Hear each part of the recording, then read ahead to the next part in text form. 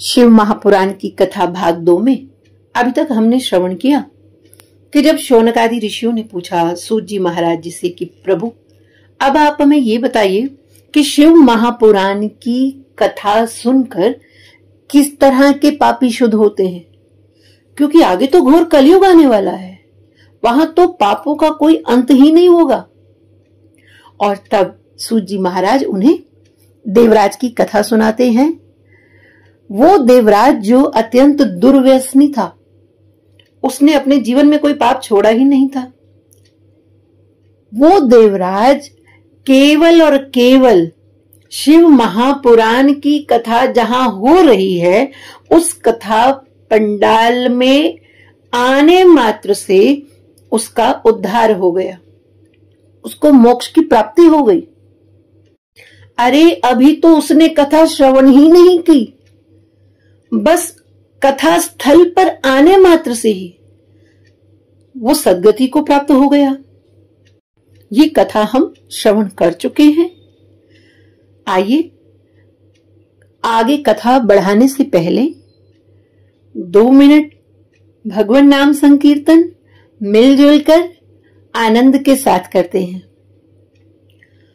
ओम नमः शिवाय, ओम नमः शिवाय, ओम नमः शिवाय, ओम नमः शिवाय, ओम नमः शिवाय, ओम नमः शिवाय, ओम नमः शिवाय, ओम नमः शिवाय, ओम नमः शिवाय, ओम नमः शिवाय, ओम नमः शिवाय, ओम नमः शिवाय, ओम नमः शिवाय, ओम नमः शिवाय।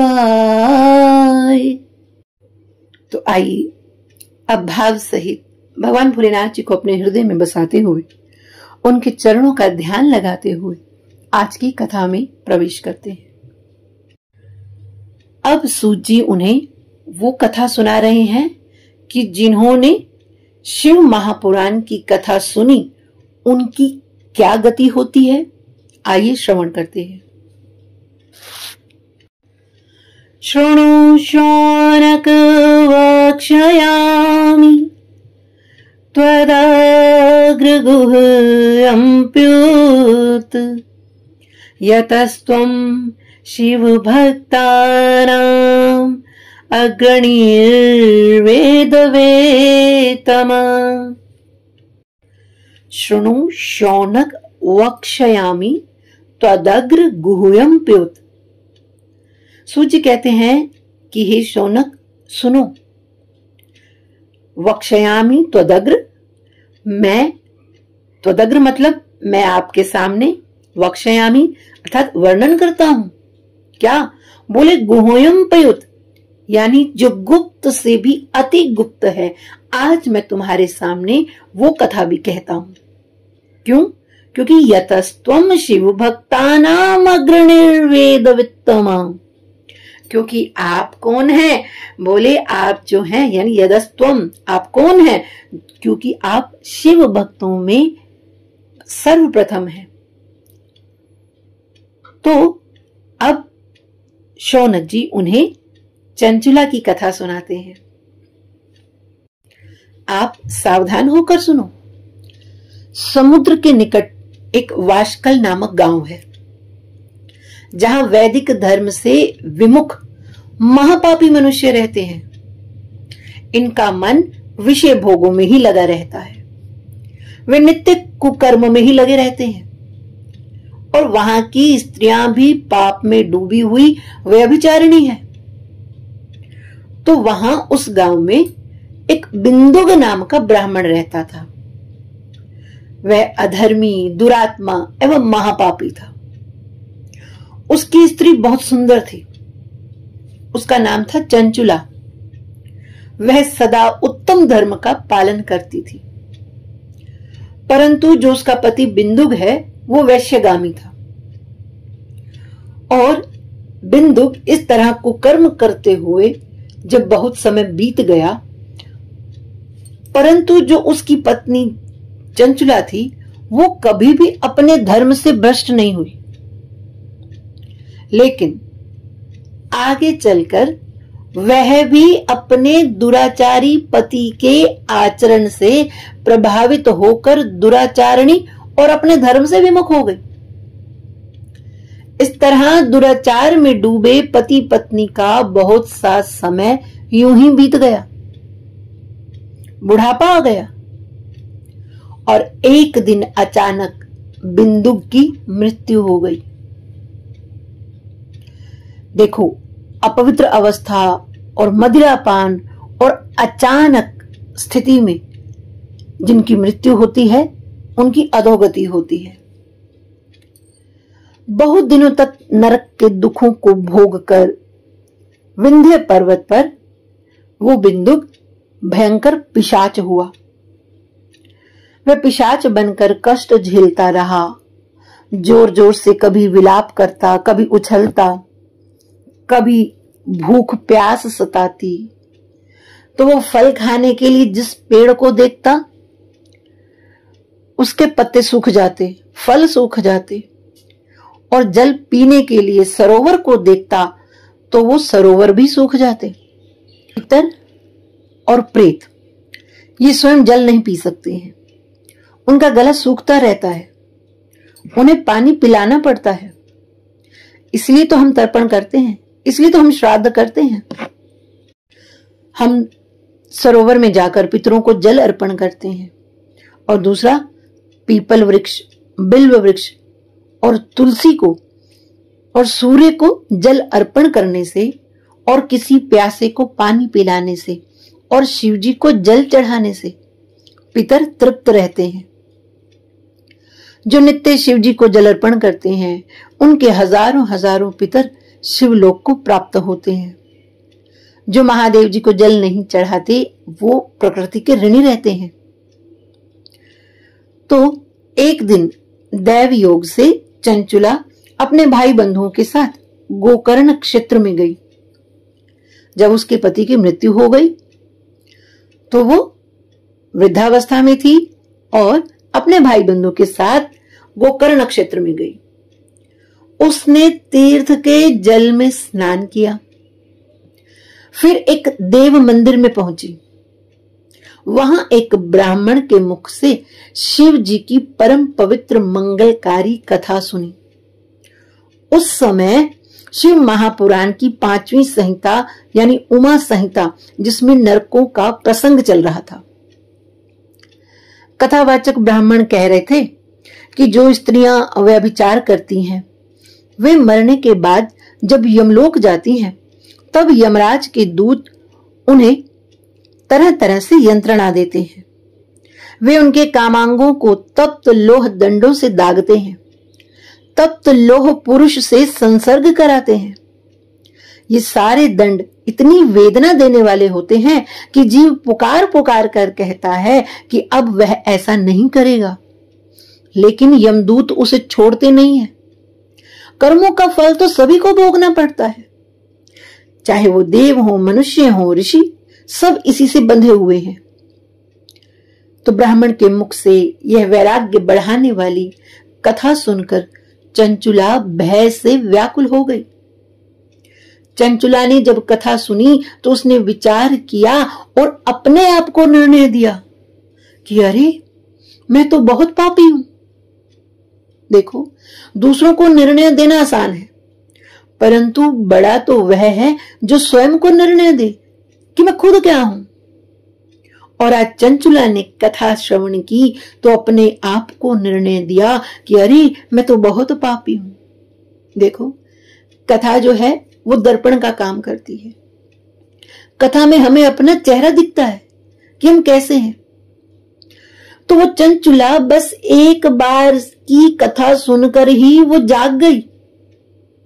और हम जैसे जीव तो सारी उम्र कथा सुनते हैं पर फिर भी हम नहीं जागते। और चंचुला एक ही बार में जाग गई।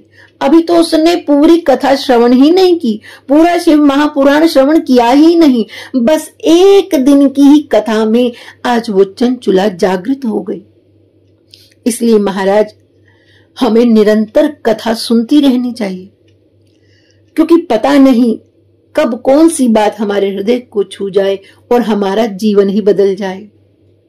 आज चंचुला ने केवल एक बार कथा सुनी तो उसका तो पूरा जीवन ही बदल गया। कथा समाप्त होने पर जब सभी लोग वहां से चले गए, तब चंचुला ने ब्राह्मण से कहा, हे महाराज, आपके प्रवचन सुनकर मुझे इस संसार से वैराग्य हो गया है। मैंने बहुत पाप किए हैं, मैं निंदा के ही योग्य हूं। जब यमदूत मेरे गले में फंदा डालकर मुझे बांध कर ले जाएंगे और नरक में मेरे शरीर के टुकड़े टुकड़े करेंगे, तब मैं कैसे उन महायातनाओं को सह पाऊंगी। इसलिए मैं आपकी शरण में आई हूं। आप ही मेरे गुरु हैं, मुझे अबला का आप ही अब उद्धार कीजिए। इस प्रकार विलाप करती हुई चंचुला ब्राह्मण के चरणों में गिर पड़ी। ब्राह्मण ने उसे कृपा पूर्वक उठाया और कहा, देवी, तुम सौभाग्यशाली हो जो भगवान शंकर की कृपा से तुमने वैराग्यपूर्ण शिव महापुराण की कथा सुनकर समय से अपनी गलती का एहसास कर लिया है। अरे जिसे अपने कुकृत्य पर पश्चाताप होता है वह अवश्य उत्तम गति का भागीदार होता है, इसमें कोई शक नहीं है। पश्चाताप ही पापों का शोधक है। कोई भी मानव जब अपने पाप को स्वयं अपने मुख से कहता है तो वो पाप से मुक्त हो जाता है। इसलिए तो कहते ना, जब जागो तभी सवेरा। अरे आपके पाप तो भस्म हो गए। आपने केवल एक ही दिन में पवित्र मन से कथा श्रवण कर ली है। इसलिए शिव पुराण की कथा सुनने से चित्त की शुद्धि और मन निर्मल हो गया है आपका, क्योंकि शुद्ध चित्त में ही भगवान शिव पार्वती का वास होता है। जो मनुष्य निर्मल हृदय से भगवान शिव के चरणों का चिंतन करता है, उसकी एक ही जन्म में मुक्ति हो जाती है।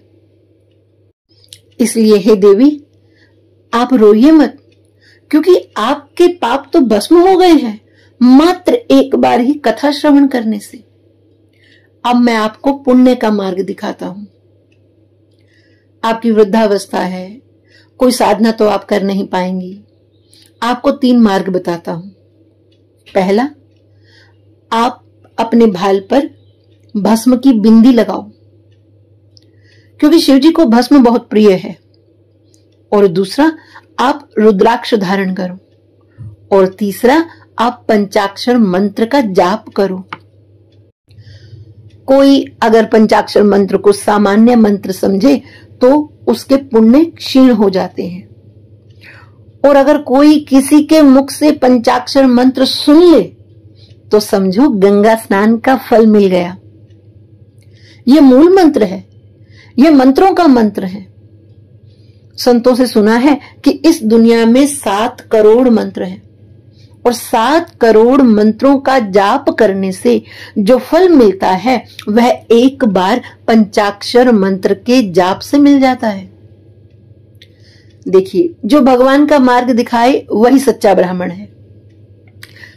तो ब्राह्मण का उपदेश सुनकर चंचला के नेत्रों में आनंद के आंसू छलक गए और कहा कि हे विप्रवर, जिस पौराणिक व अमृत के समान सुंदर शिव पुराण कथा की बात आपने की है और उसे केवल एक दिन ही सुनकर मेरे मन में वैराग्य उत्पन्न हुआ है, अब मेरे हृदय में इस कथा को पूरा श्रवण करने की मन में बड़ी श्रद्धा हो रही है। कृपया आप मुझे शिव महापुराण की संपूर्ण कथा सुनाइए। शिव कथा सुनने की इच्छा मन में लिए हुए चंचुला गोकर्ण क्षेत्र में वही ब्राह्मण देवता की सेवा में रहने लगी। वह अपने हृदय में शिव जी के सगुण रूप का चिंतन करने लगी। देखो, जो मनुष्य होता है ना, वो अपने विचारों की उपज होता है। जो विचार निरंतर चलता रहता है हम वही बन जाते हैं। तो आज चंचुला भगवान भोलेनाथ जी के सगुण रूप का चिंतन कर रही है। चंचुला बस एक ही चिंतन करती कि मेरा आत्म कल्याण कैसे हो। वो शिव भक्तों का संग करने लगी, भस्म लगाने लगी, रुद्राक्ष धारण कर लिया और बस यही चिंतन करती रहती है, हे महादेव, बस तेरा नाम लेते लेते मेरे प्राण छूट जाएं। अब जितने मेरे श्वास बचे हैं उससे मैं निरंतर तेरा नाम लेती रहूं और अंत समय में मेरे मुख में आपका ही नाम हो। बस वो रोज यही चिंतन करती, भगवान भोलेनाथ को ही वो ध्याती। और एक दिन जब समय पूरा हुआ तब चंचुला ने बिना किसी कष्ट के अपना शरीर त्याग दिया। अब उसे लेने के लिए शिवगण दिव्य विमान में आए और चंचुला उस विमान से शिवपुरी पहुंची। वहां उसने सनातन देवता त्रिनेत्रधारी महादेव शिवजी पार्वती जी को देखा। सब देवता उनकी सेवा में भक्ति भाव से उपस्थित थे। चंचुला ने भगवान को बारंबार प्रणाम किया और हाथ जोड़कर आनंदाश्रुओं की धारा नेत्रों से बहाते हुए विनीत भाव से खड़ी हो गई। महादेव ने कहा, चंचुला, तूने एक कथा सुनी, तेरा पूरा जीवन बदल गया। तूने मेरी बहुत भक्ति की। चंचुला ने कहा, प्रभु, आप तो करुणा के सागर हैं। आपने मेरे पापों को नहीं देखा, बस मेरी भक्ति को देखा और उसी का बखान कर रहे हैं। शंकर जी ने कहा, मैं तुम पर बहुत प्रसन्न हूं, वरदान मांगो। चंचुला ने कहा, प्रभु, जो मांगूंगी वो मिलेगा। शंकर जी ने 3 बार कहा, हाँ मांगो, सब मिलेगा, जो तुम मांगोगी वो सब मिलेगा। तो चंचुला ने कहा, प्रभु, अगर आप मेरी भक्ति से प्रसन्न हैं तो आप मुझे अपना गण बना लीजिए। तो शंकर जी ने कहा, हे चंचुला, तुम्हें अपना गण मैं नहीं बना सकता हूं। तब चंचुला ने कहा, प्रभु, आपने 3 बार हां कहा है और अब आप उसे पूरा नहीं कर रही हैं। तब भगवान शिव ने कहा, चंचुला, तेरे पुण्य की महिमा के आगे ये वरदान बड़ा मुझे तुच्छ जान पड़ रहा है। चंचुला, तू महान है और मैं देव नहीं महादेव हूं। मैं मांगने से भी अधिक देता हूं, इसलिए तुम मेरे गण नहीं, अरे तुम तो पार्वती जी की सखी बनकर यहीं पर रहो। और मां पार्वती जी ने चंचुला को प्रेम पूर्वक अपनी सखी बना लिया। अब चंचुला सुख पूर्वक शिव धाम में रहने लगी, मां पार्वती जी की सखी बनकर। तो हमने श्रवण किया कि चंचुला ने केवल अपने जीवन में एक बार शिव महापुराण की कथा सुनी तो उसका पूरा जीवन ही बदल गया। अरे उसकी सद्गति हो गई, वो शिव धाम में मां पार्वती जी की सखी बनकर रहने लगी। कथा तो हम भी श्रवण कर रहे हैं और ना जाने कब से कथा श्रवण कर रहे हैं। तो हम भी जरा दर्पण देखें, क्या हम जागृत हुए? अगर तो हम जागृत हो गए हैं तो ये तो पक्का गारंटी वाली बात है कि भगवत धाम मिलेगा ही मिलेगा। लेकिन अगर हम जागृत नहीं हुए तो घबराइए मत। हम तो केवल कथा श्रवण करने से पहले भगवान भोलेनाथ से यही प्रार्थना करें कि हे प्रभु, मैं कथा में तो बैठ रही हूं, लेकिन आप मुझ पर कृपा कीजिए कि मेरा मन भी कथा में बैठकर सावधानी पूर्वक कथा को श्रवण करे। क्योंकि हे प्रभु, मैं तो माया से बंधी हुई हूं, मैं तो माया से बंधा हुआ हूं, मेरा मन मेरे वश में नहीं है, इसलिए आप कृपा कीजिए। हे मेरे नाथ, जब आपने इतनी कृपा कर दी कि मुझे कथा में लेकर आ गए, मुझे कथा श्रवण करा रहे हैं और मुझसे कथा गायन करा रहे हैं, ये कृपा आपकी कम नहीं है। इसलिए मेरे नाथ, थोड़ी सी कृपा और कर दीजिए कि जो कथा मैं गा रही हूं वो मैं अपने जीवन में उतार सकूं और मुझे आपके चरणों की भक्ति मिल जाए, मेरी भी सद्गति हो जाए। और जो इस कथा को श्रवण कर रहे हैं वो आपके परम भक्त बन जाएं और अंत समय में उन्हें आपका धाम मिले। इसी प्रार्थना के साथ वाणी विराम। हरये नमः। हरये नमः, हरये नमः।